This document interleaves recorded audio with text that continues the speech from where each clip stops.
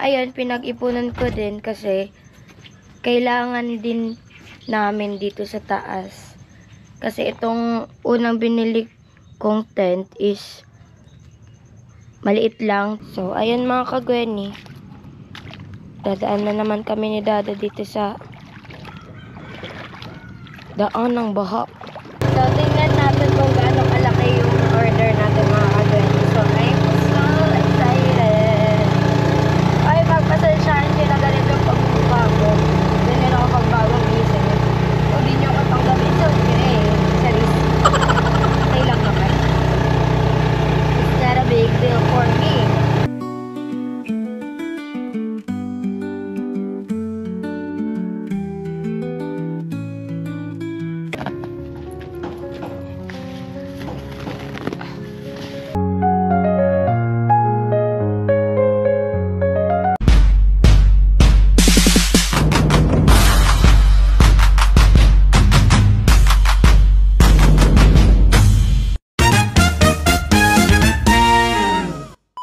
So, hello, what's up mga kagweni? Panibagong vlog na naman for today's video. So, for today's video, halata naman sa pagmumukha ko na bagong gising ako. At may pupuntahan kami ni Dada kahit ganito ang pagmumukha ko. Ayan si Dada. Ayan, nakabota kami kasi until now, hindi po umupa yung baha dito sa daanan namin. And, mas malalim po kasi dito sa likod. Nagmistulang dagat na. So, ayun. Samahan nyo ako mga kagweni na kunin ang in-order namin na tent. So, arat na mga kagweni. So, bago tayo umalis mga kagweni, yung tent na kukunin natin, na in-order ko po sa, saan ba yun? Sa TikTok. Ayan, sa TikTok in-order ko siya. So, ayun, pinag-ipunan ko din kasi kailangan din namin dito sa taas. Kasi itong unang binili kong tent is maliit lang tapos napakamahal. So, tinry ko din sa TikTok. May mas malaki pala. So, ayun. Shinare ko lang mga kagweni na, ayun, pinag-ipunan ko din yung pambili dun sa tent na yun. So, arat na. So, ayun mga kagweni. Dadaan na naman kami ni Dada dito sa daan ng baha. And super daming basura. Inanod na dito.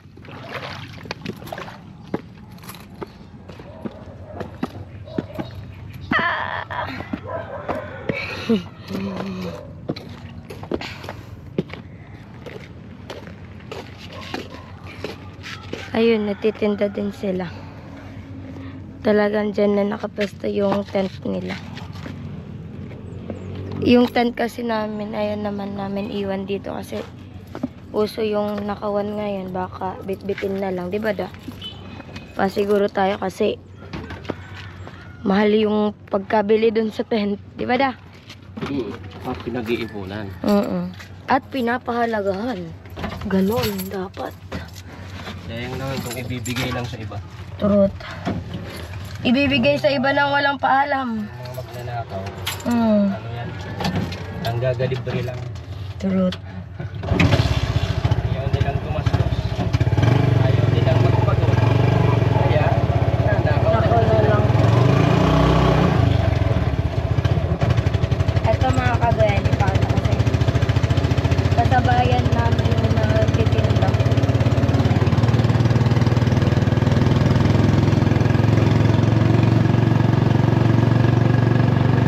Sana all malaki yung tent nila.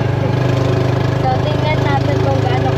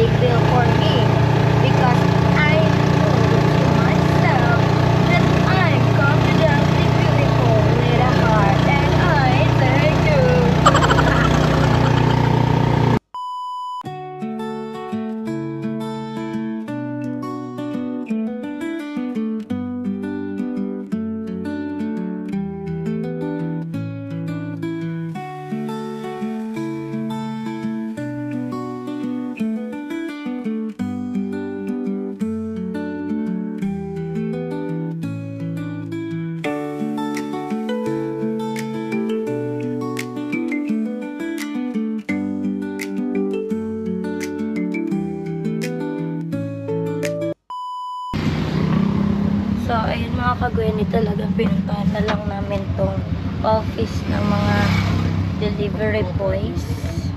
Kasi hindi po talaga nila kakayanin. Kasi motor lang po yung service nila. So, napunta po yung delivery boy na pwede naman po i-pick up daw dito. Kasi super bigat. So, tinulungan naman nila si Dada na mag-work dito sa taas. Kaso naman problema si Dada kung papaanahin niya yung bit-bit nito dun sa Boulevard. Ang pangit ko. So, yun. Tinatali pa ni Dada sa taas.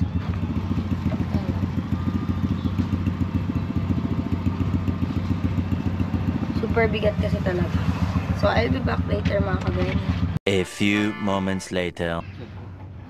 So, ayan. Super bigat yan mga kagweni. Hindi ko alam kung papaanayin yan ni Dada. Tingnan natin. Re-recharge ako. Re-recharge.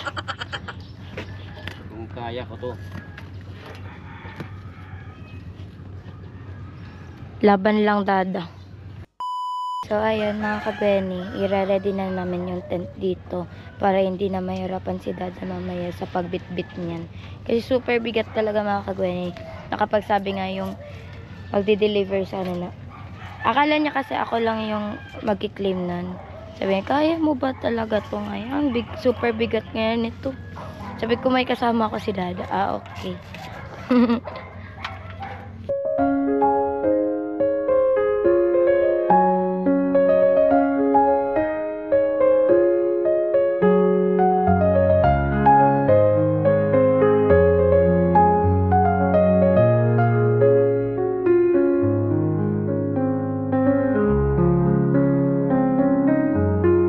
Ayun mga kagwani, nabuhat na nga ni Dada. So, we're going to unbox this one. Yes. Let's go.